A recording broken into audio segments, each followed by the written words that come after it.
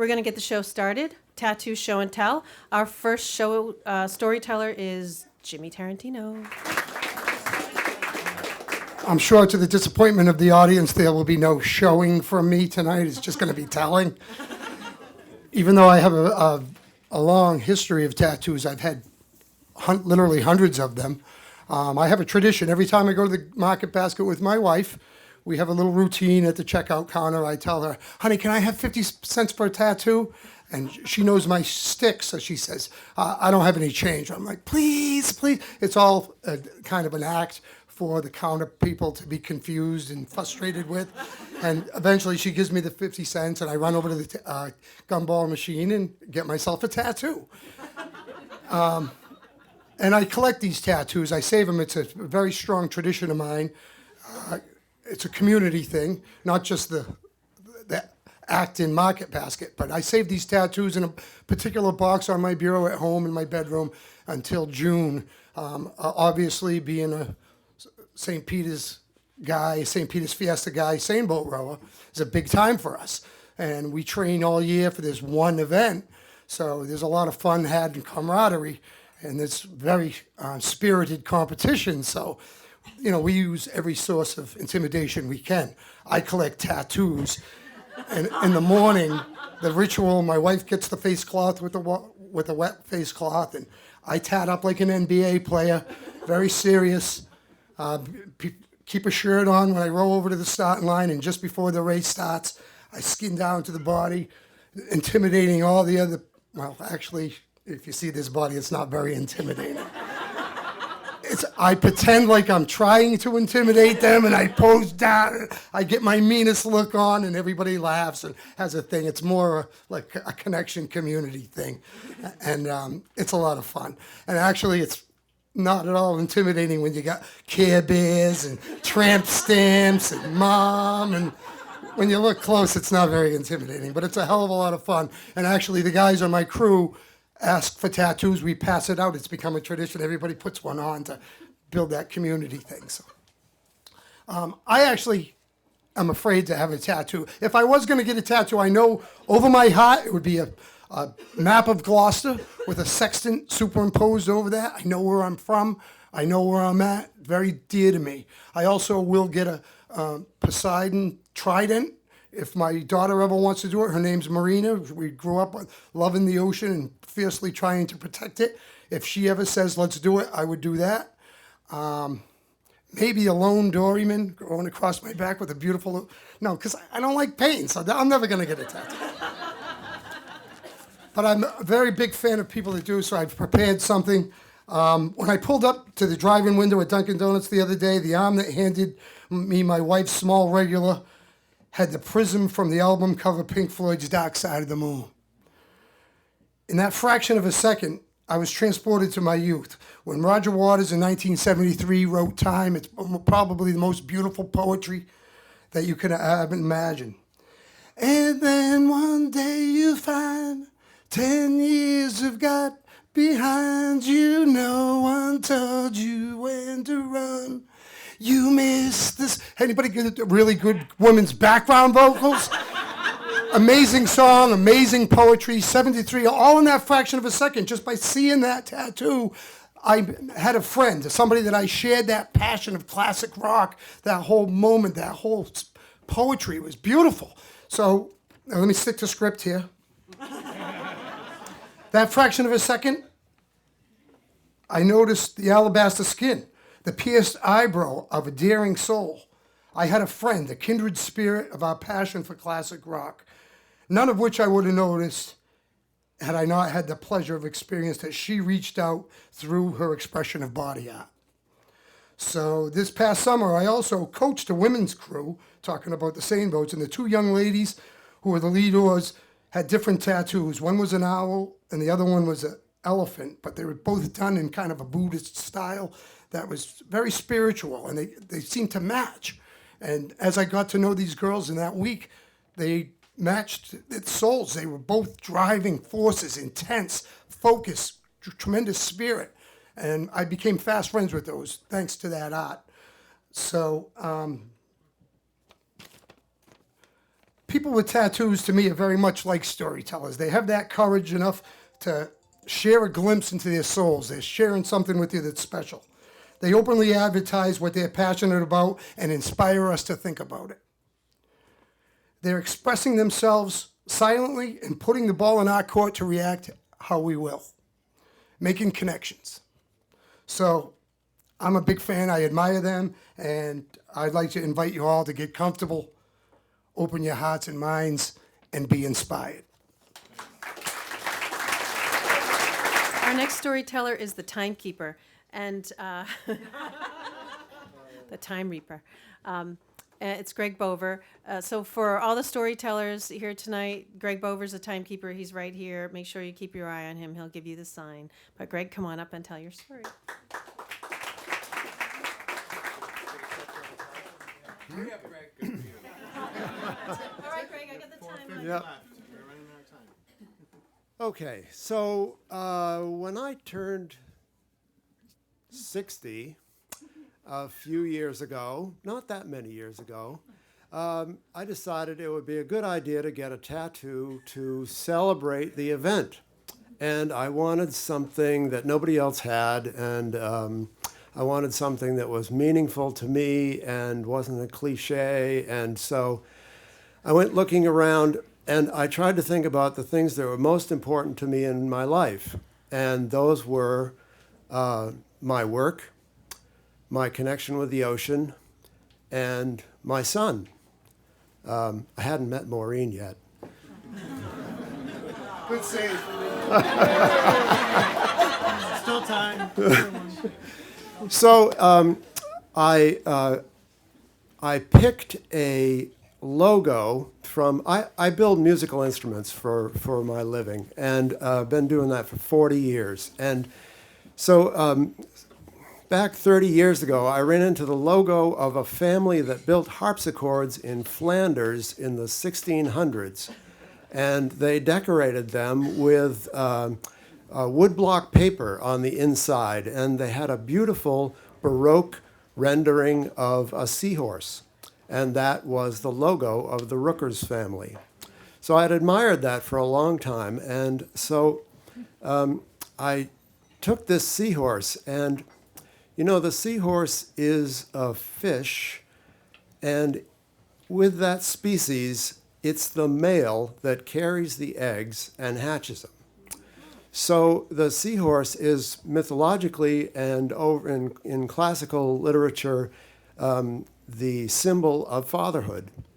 And my relationship with my son is one of the most important things in my life.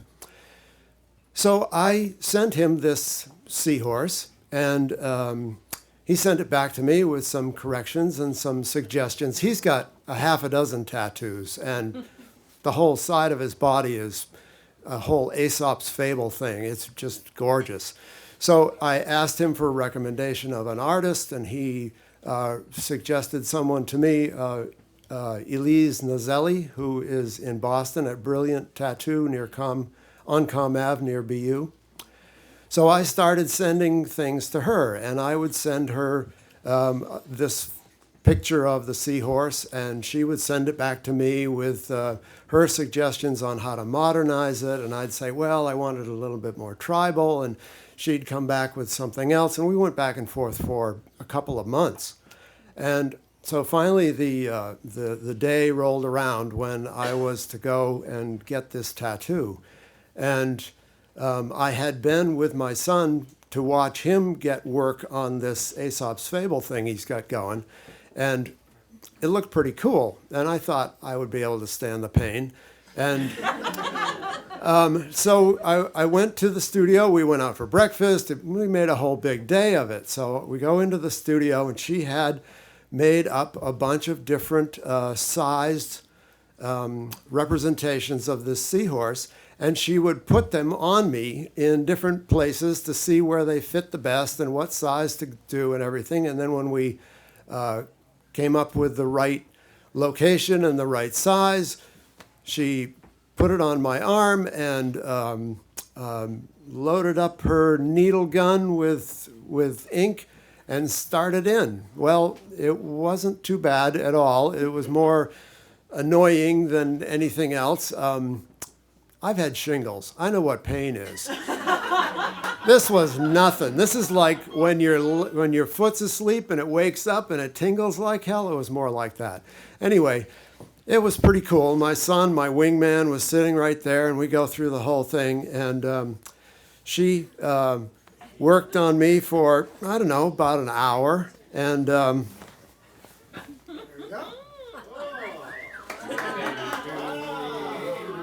there's the result. Make it swim.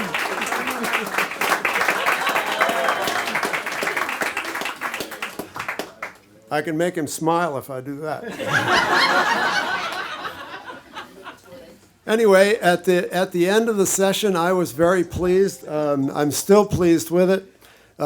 We went out to the front desk, and I reached in my pocket for my wallet. My son put his hand on my arm, and he said, "I've got this one, Dad."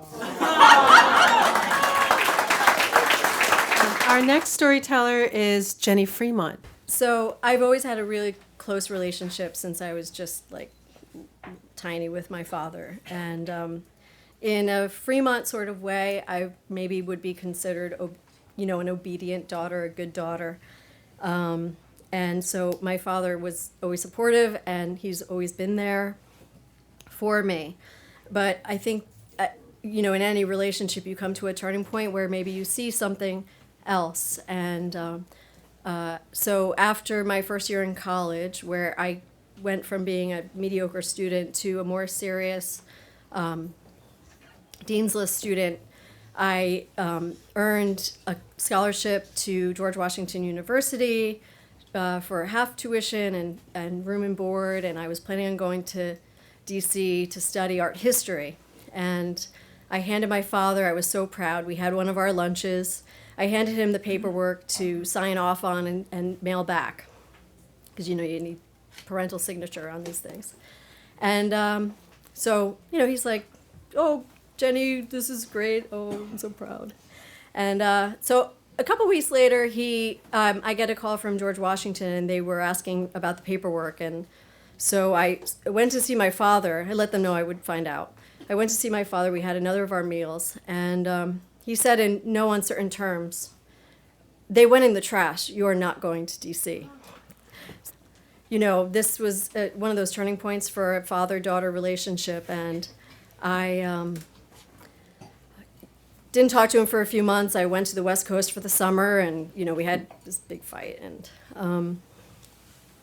when I came back, we again met for one of our lunches, and we discussed what the plan would be for school. And I relented. He made concessions, which any college student should be really thankful for, that a parent can actually provide these things. And so I went to New Paltz College.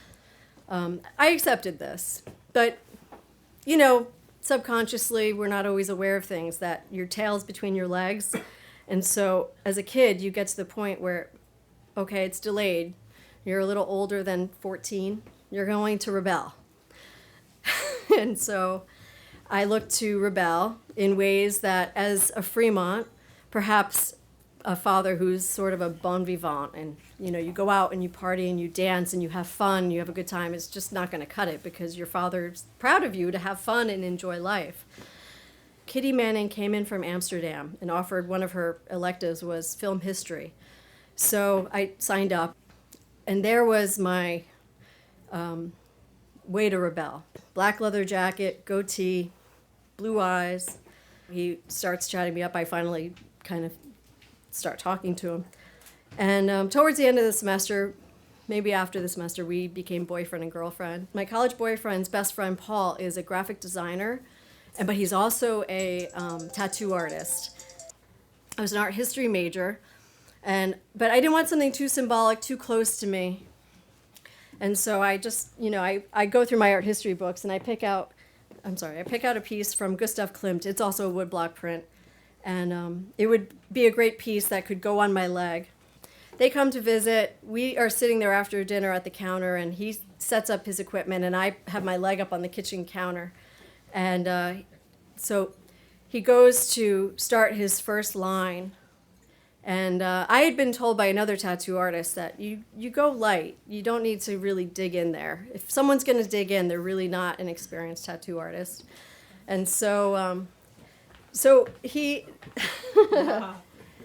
he goes for the first line, and 2.5 inches, and it's thick, and he must have shook. We stayed up about 3 hours. He finished the work. But basically, he screwed up the entire piece. And it was excruciating because he went deep within the flesh, and it took about 3 months of bleeding and scabbing and bleeding and scabbing. And so, it's okay. It was fine. He did the piece, and kind of drawing it back to my relationship with my dad, when I finally had the heart and the gut to show him what I had done, it was just in a very typical manner of my dad, and he just was like, oh, Jenny, it's okay, and just gave me a big hug. So that is my tattoo story. Thank you. Our next storyteller is Sandra Winter. Well, you might wonder what would ever motivate a 75-year-old woman to get a tattoo. Now, I can tell you exactly what it was, because I'm that woman, and this is my tattoo. And I'll describe to you the process about how it came about. It reminded me of a previous story. I was beginning to get into that 74th year of my life, and I could see the expiration date out there on the horizon. And I had already lived almost 3/4 of a century, which seemed stunning to me at the time. And I thought, golly, Sandra, this is time really to take stock of your life. Like, take a look at it and examine it closely, like microscopically, and figure out what it is. What are the qualities? What are the characteristics of personality and character that you really want to focus on in this next little short sprint to the finish line? What is it? Now, what means something special to you that you can cultivate in yourself and to become a bigger person of more benefit to this world? And I thought about my Buddhist practice, and I thought about a set of qualities called the Brahma Viharas. They're called the divine abodes. And they are the qualities of loving kindness, compassion, equanimous joy, which is the capacity to be happy for other people even when your own life is shit. And equanimity, how to stay balanced in this life.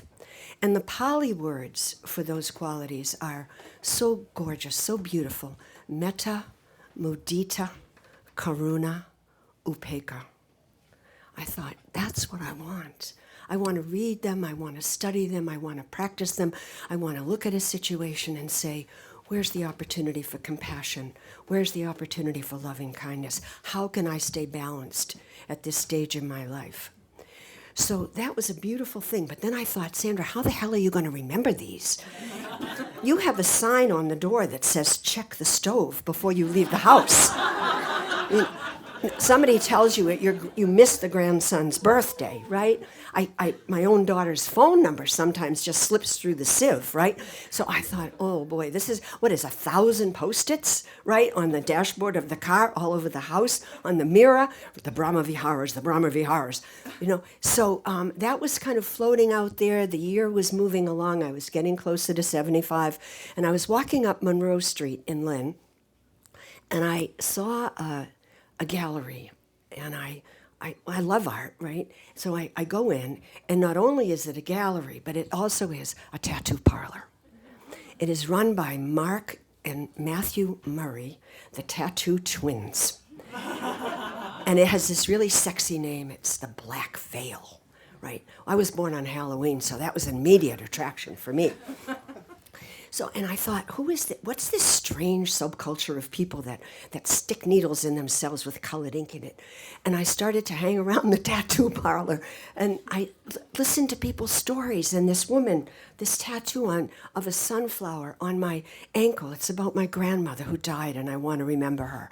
And the big burly man with a giant koi tattooed on his forearms. That must have hurt like hell. It was because of the birth of his 2 sons. And the beautiful young woman with the clavicle that was tattooed with the lyrics of a song. And I thought, golly, this is a real subculture. And it's like the long haul truckers with the CB radios. This is an actual subculture. And I thought, wow, they're using this beautiful art form to decorate, to celebrate, to commemorate. And I thought maybe that could work with the Brahma Viharas. So quick, we put it all together. We got a design, and 5 days before my 75th birthday, I had my arm out like this, right? And he's loading up the ink. And did it hurt? Yes, it did, and I expected it would. I think the real question is, did it help? Do I really remember the Brahma Viharas? Because now I've tattooed it on my skin. And I can tell you, 1/3 of the time I look at it and I rededicate myself to this practice. 1/3 of the time I look and I say, wow, isn't that interesting? Look at that. And 1/3 of the time I don't even see it. I don't even see it. But that's not the point, you see, because the real story about it is that no matter how it is with me, that these are guiding principles for the rest of my life. Metta, mudita, karuna, upekkha. And the other thing is so important is I've never been sorry for 1 second that I got this tattoo. Thank you.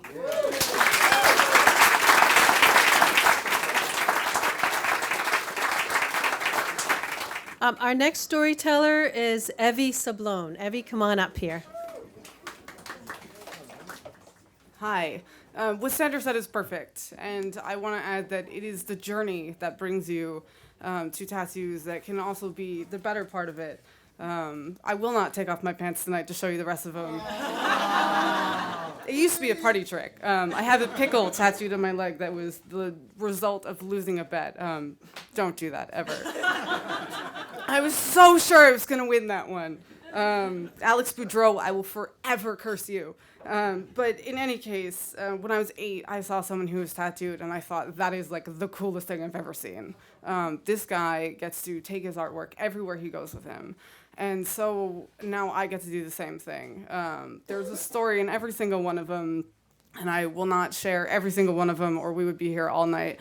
But I have so many memories, and they've all been flooding back as I think about what am I going to say tonight. And I'm really grateful for that. So Nathan Cohen, who I'm pretty sure is not here tonight, I would like to thank him and Maureen for having me up here so that I can relive every one of these stories again as I think of what to say tonight. So the first one I'd like to start off with is my mother and I do not have a great relationship, but I do have a phenomenal memory of the two of us getting tattooed together on the same day for my 18th birthday, after we had been fighting for months upon months about, you're going to college, and I know we can't afford it, and this huge struggle.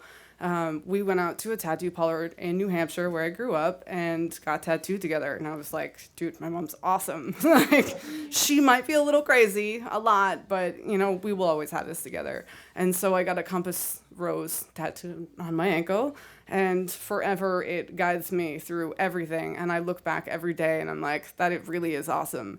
And Sandra is right. There are a third of the time I'm not thinking that they're there, despite the fact that they're all over my body. I will show you guys as well. They're everywhere. And I guess in other ones, the pickle, I will come back to that, as I have had people who are not here tonight say, you need to talk about the pickle.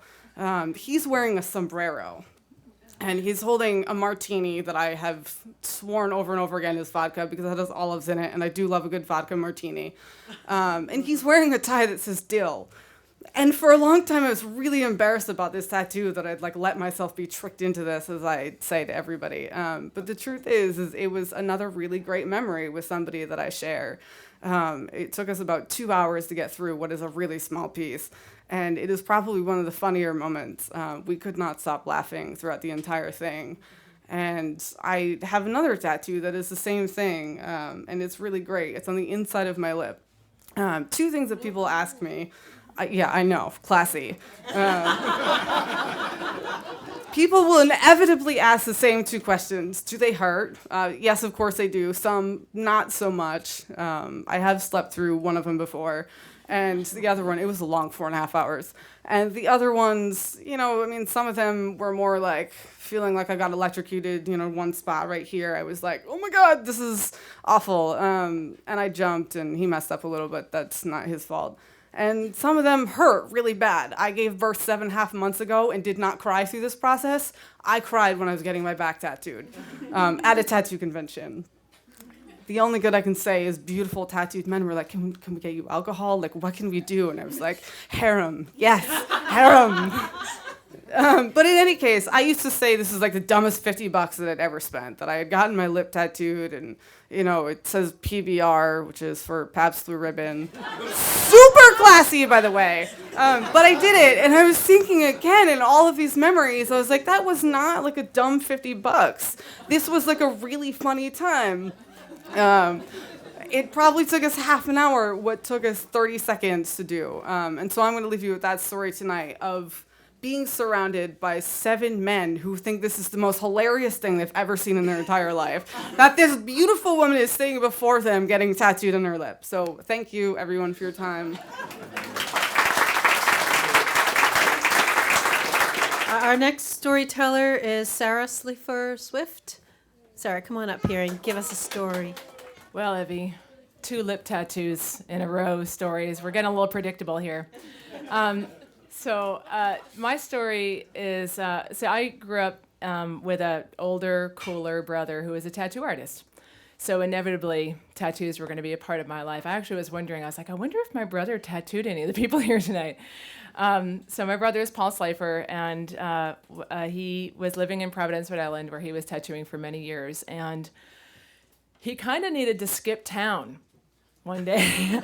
I don't really know exactly all the details of the story because we didn't have that kind of relationship where he was like, Sarah, let me tell you about what's happening in my life. He was just like, I just put out my application. I sent out my resume like all over the world to see where I could get a gig.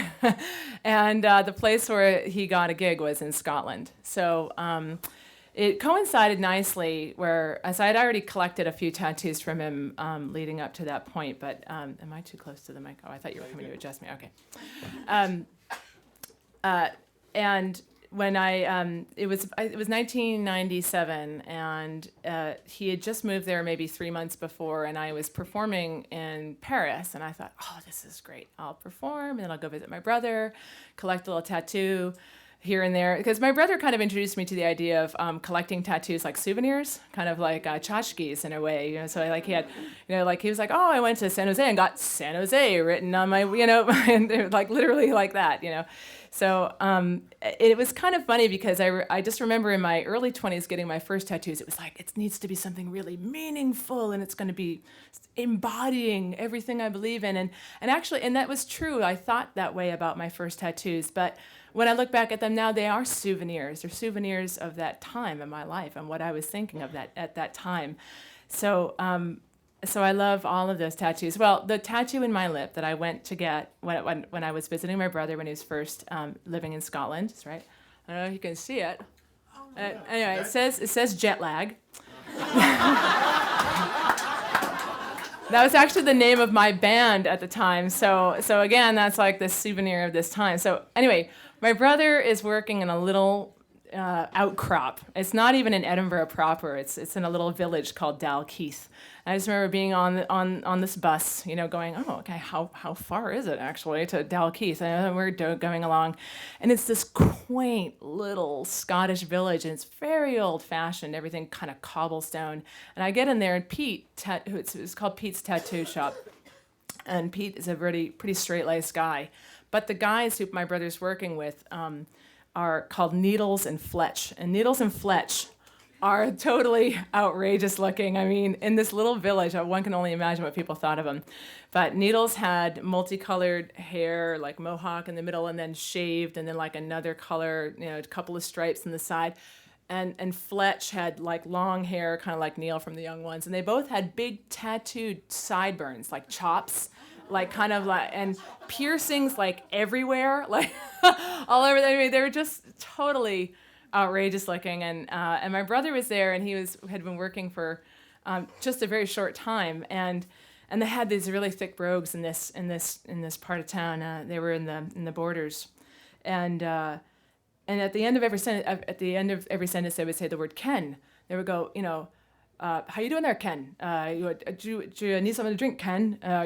And my brother actually thought that they thought his name was Ken, but actually it means do you know, like Ken and like to know, right? So so anyway, here they are with their thick. I can't even understand what they're saying, and I'm sitting there like this. You have to kind of hold your own lip, right? Like when you're getting a tattoo, so you're there, and they're like that.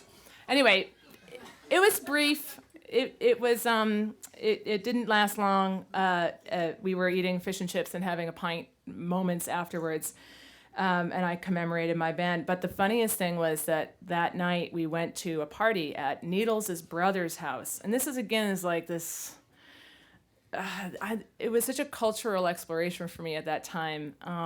So Needles' brother was he was a Clydesdale groomer. At a lord's house in the country, and we go there, but they're all part of a motorcycle gang, and they all have kids, and so it was like, so we show up there, and it's like this big bonfire party, and we're up all night, drinking and having a great time, and we were a little bit afraid because one of my friends was English. They were like, "Don't talk, don't say anything because you're English. They're gonna kill you," right? So Billy Holland, who was a particularly mean-looking guy, was like, we were like trying not to talk to him too much because we thought maybe he would like pick up on my friend's English accent and be really mad at us. But it was like 4 a.m, and I'm like, I'm really hungry. He said, if you're gonna complain about how hungry you are, you better get in the kitchen. And I was like, oh, really? Oh, I'm not. I was just actually kind of saying that. He said, actually, and you should cook breakfast for everybody at the party. So that was how I ended my trip there, getting my tattoo, is cooking breakfast for about 40 people in somebody else's kitchen in a motorcycle compound in the middle of the country in Scotland. Thank you.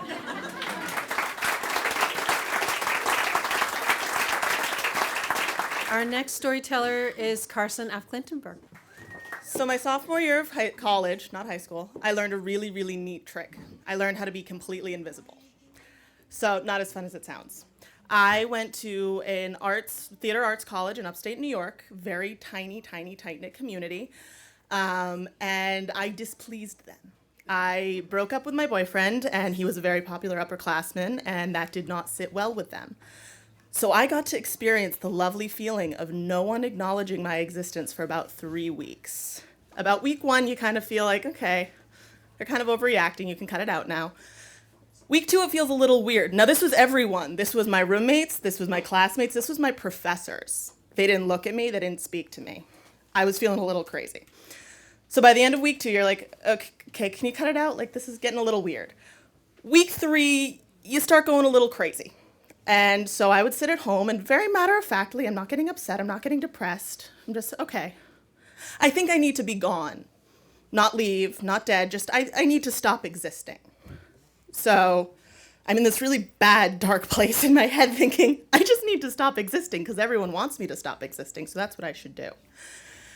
And I'm in my workroom, and no one's talking to me, and no one's there. I'm starting to go really crazy. I'm starting to talk to my hands. And this girl, this weird girl, comes down and sits down next to me and says, hi. No one had talked to me, so this was very abrasive. Hi. Do you know how to do hair extensions? I had no idea how to do hair extensions whatsoever, but someone was talking to me, so no was not going to be my answer. So I said, yes, absolutely, sure, absolutely, what do you need? And this was a girl who was in my department, and she said she wanted to be Pocahontas for Halloween, and she had short hair and got hair extensions and didn't want to pay a salon to put them in. So she said, why don't you come over? Well, I'll get us some pizza, we'll have some beer, and you can put in hair extension, we'll hang out. I didn't know her very well. She seemed a little crazy. I had no idea how to do hair extensions, but you know what? She was talking to me, and that was a good thing. So I go over to her house, and I'm putting in hair extensions after watching YouTube for like 3 hours learning how to put in hair extensions. And so I'm there, like, gluing this girl's scalp. I'm like, I'm going to make her hair fall out and she's going to kill me. But it was what it was. And at some point, it kind of clicked that she was really good friends with my ex-boyfriend. And I'm sitting here with glue to her head going, oh my God, this is a trap. I'm going to be hazed. There's pig's blood involved. I don't know what's going to happen. This is horrible. And she didn't. She turned around. She's like, you know he's an asshole, right? I'm like, sure. And she was great. She said, he's an ass. That was horrible. How are you doing? And again, very matter-of-factly, well, I think I'm dying. And she just very simply said, fuck, that sucks. And I laughed. And it was the first time I laughed in a really long time, in about 3.5 weeks. And we got into a really great discussion. I said, I feel like I'm dying. No one's talking to me. I don't know what I'm going to do. I really think I just need to not exist anymore. And she said, but you do. You're here. You took all of their shit and you still go to school every day? Fuck, I would have stopped going to classes a week ago. Are you kidding me? And I said, okay, yeah, I guess. And she bopped up, and this girl is still my best friend to this day. She doesn't walk, she bounces. My mother can attest to this. This girl doesn't walk, she like floats and bounces. She's very bizarre, but I love her. And she bounces over to her side of her room where she has a very ornate little dried flower design, and she takes out a peacock feather. And she gives it to me, and she tells me a story about how a peacock can swallow any kind of natural poison, and it doesn't kill it. And it makes it stronger. So the very next day, I went down, and I was up all night sketching peacock feathers, and I just gave up. I said, this is futile. So I brought down the peacock feather, and I gave it to the artist, and I said, I want this. And I had my peacock feather, and I walked in to school the next day, and also as a part of our nightly, God, everything sucks, I want to die, but I'm not, I'm stronger. We bleached my hair. I've always had very dark hair, and I always kind of walked around like this the past week because I was hiding. So I had this stark blonde hair and a new tattoo, and my hair was up in this crown braid, and I walked into school the next day, and I decided I was not taking any more shit. And I would like to say that the tattoo was beautiful and peaceful like the other stories and reminded me to give them compassion, and it didn't. I was not nice. The peacock feather is also a symbol of Queen Hera, the queen of the gods and goddesses in Greek mythology. I was not a benevolent queen, I was a vengeful queen. So I went in and I had this new attitude of, I don't give a fuck who you people are. I don't care what you think of me. I don't care what you say to me. Get out of my way. I'm here to do what I need to do. So over the next few days, this girl came up to me, she's like, you've kind of turned into like this freakish Disney villain. And I said, bitch, get out of my way, I'm a goddess. Speaking of goddesses, our next show is going to be an all-women's show. I'm not sure when we're going to do it yet, but please watch the blast for that. All women. Our next storyteller is a little bit of an encore, but we're going to bring him up early. He's told a story at another Fish Tales, and I'm really glad to have him back. Hugo Burnham, if you don't know him, you should. Hugo Burnham, come on up here. Thank you so much.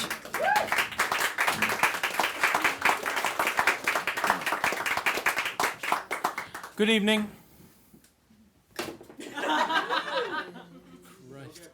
Yeah, I'm not going to get hooked. You talk about hooked, like drugs? Yeah, right. Okay, see this?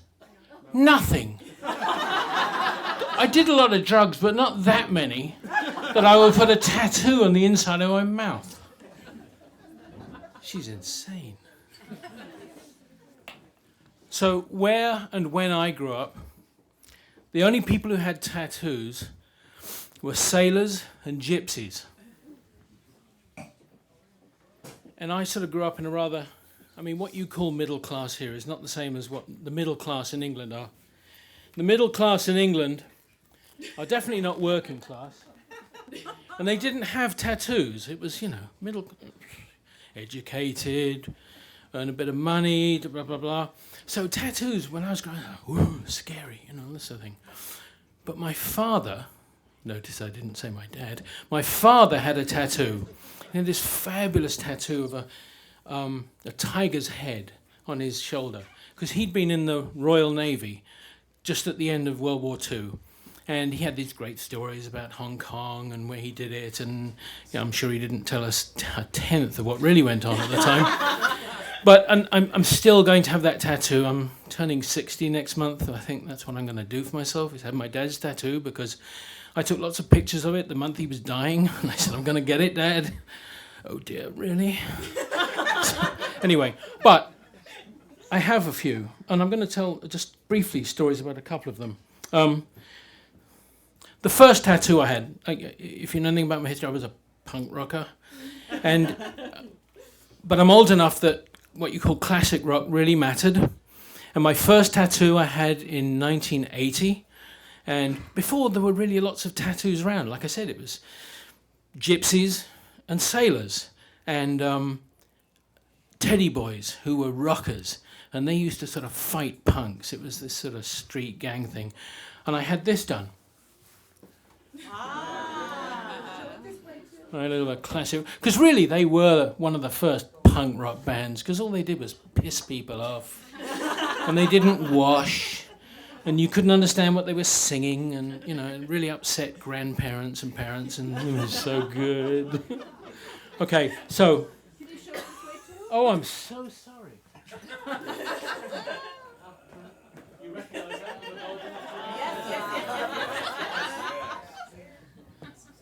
If you're under 30, it's a bunch of grandfathers. Okay. Jimmy talked about maybe getting a sextant on his chest, right? You know, Jimmy's a great guy, real Gloucester guy. I'm obviously not from here. But in honor of Jimmy, a couple of things. Across my back, I've got a tattoo of the new hotel. Sorry. No, I really haven't. But what I do have...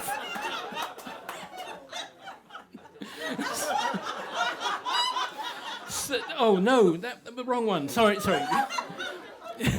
But what I do have is this. Okay?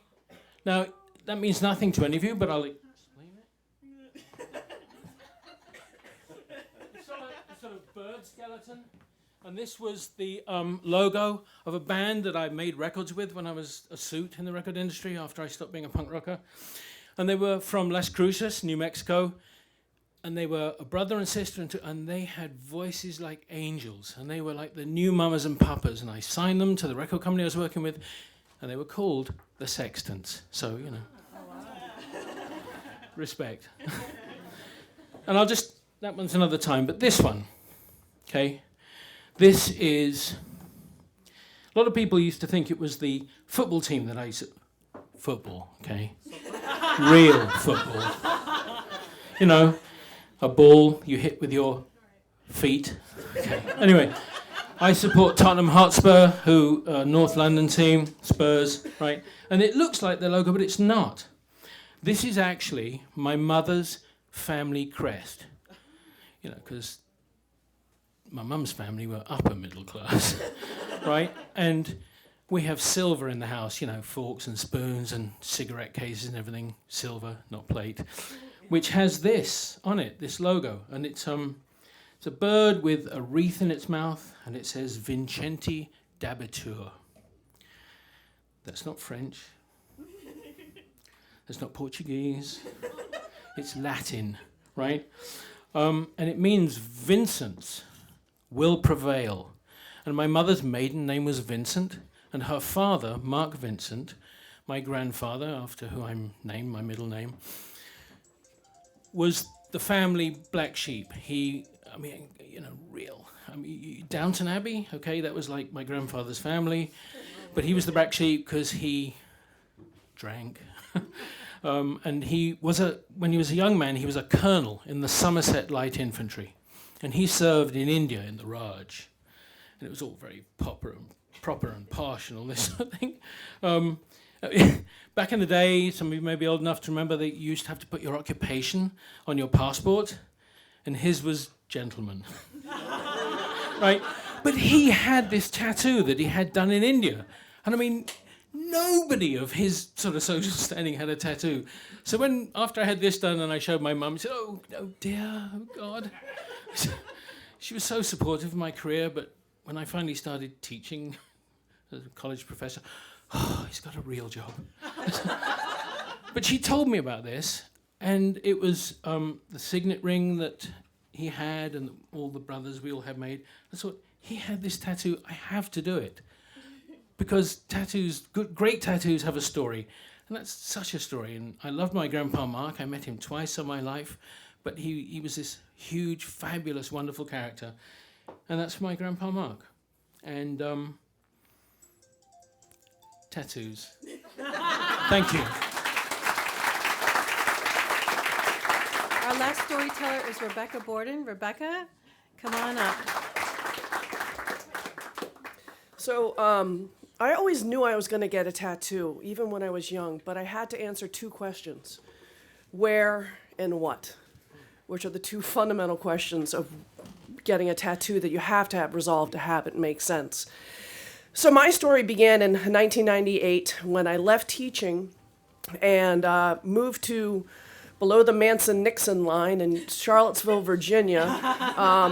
But before I had to do that, I had to pack up my house. I had to finish renovating that kitchen in my house to get it rented, and I had debilitating sciatica as I did it. But being the rower that I am, I'm an oars woman, not a seine, but a sweep rower. I was raised to push my body as hard as I could and to ignore pain. So it'll be fine. I'll just get down there in Virginia and figure it out. I got down there in Virginia, and 3 weeks into it, I knew nobody. I mean, sight unseen. I'm a blue blood New Englander. Going down the South was an experience, and that's probably a story for another time. I woke up in the middle of the night with mind-numbing, white noise, volume 10 pain in my leg. And turns out I got an MRI done. I couldn't stand in that hole, not because of claustrophobia, because I couldn't lie down. And I would just rock and hum and rock and hum. The smartest decision I think I've made as an adult, I've made many, but this was a particularly good one. I got copies of my MRI when I left, and I took them to the ERR the next morning, Saturday morning. And when the resident at the University of Virginia looked at him and says, "Rebecca, can we get you morphine?" I had ruptured the disc in the base of my spine at 28. My right leg was numb and feeble. Go directly to surgery. Do not go to cortisone treatments. Do not go to physical therapy. This was expressed. Don't collect $200, but do call your mother and have your mother come down and take care of you as you do this, because I didn't have anybody. So I don't have a disc at the base of my spine anymore. Blew it out at age 28, ignoring my body. So there was a whole new sense of limits. Did you at least take the morphine? Yeah, after the surgery. After the surgery. They give you one. It comes every 60 seconds. Nice. It was good. But it wears off. It wears off. So I have a scar 4 inches on my low back. So I always felt I had a tattoo. But I wanted a tattoo on this scar. And people said, you can't tattoo over a scar. The tissue isn't built up enough to take the ink. The layers of the skin are damaged too much that it's not going to do the pattern. So my 10th anniversary came up on my back surgery, and I was like, I'm going to do this. I'm going to get a 10th anniversary tattoo on my scar, which I was really proud of. And I did some research, and I found I was an art major concentrating in architectural history, so I went back to my loves, and I found this beautiful image of Louis Sullivan, who was the founder of the Chicago Architecture School. He took in this little apprentice called Frank Lloyd Wright in 1910. He was also kind of the grandfather of the skyscraper. And he was part of the American arts and crafts movement. It had these wonderful whip-line lash, intricate Celtic, he was also part Celtic, very interwoven metalwork that's still signature to Chicago today. And I found a motif that he used on a gate of the Getty Cemetery in Graceland Cemetery in Chicago. Another thing you should know about me, I love historic cemeteries. My grandmother has actually been bringing me to my burial plot since I was a child because my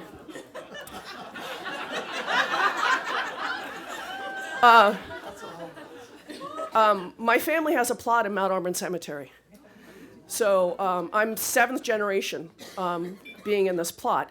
And even as a teenager, I would go to this crypt on Mount Auburn Lake. And if you've been in a historic cemetery, even if I've known where I'm going to be buried, it's very humbling but it's very inspiring at the same time. And historic cemeteries are sacred, hallowed ground. So this all just clicked for me. And then I had to find a tattoo artist in DC, and I found a guy that specialized in Celtic knots. And he turned out to be the head of the cosmetology board. And so when I met with him, and he was like, "Oh, this is wonderful. This is such a gorgeous design, Rebecca." And he said, I said, "But I heard that you can't have it over wounds." And he said, "That's actually not true. There's a lot of tribal art. Some of the tribal traditions is that you get tattoos over your wounds to seal them in." And the man that was found in the Alps in the Ice Age that was recovered, he had broken bones, but he had tattoos over his broken bones. And tattoos, he also said, from the Victorian era, the British royal family, they would go out and they would go travel to the Far East, and they would come back with tattoos because no one else could have them. And it was a sacred thing that they would travel with, and no one else could get them. So when he was telling me all of that and how the tattoo is actually a healing, binding thing, that's when I got my tattoo. So.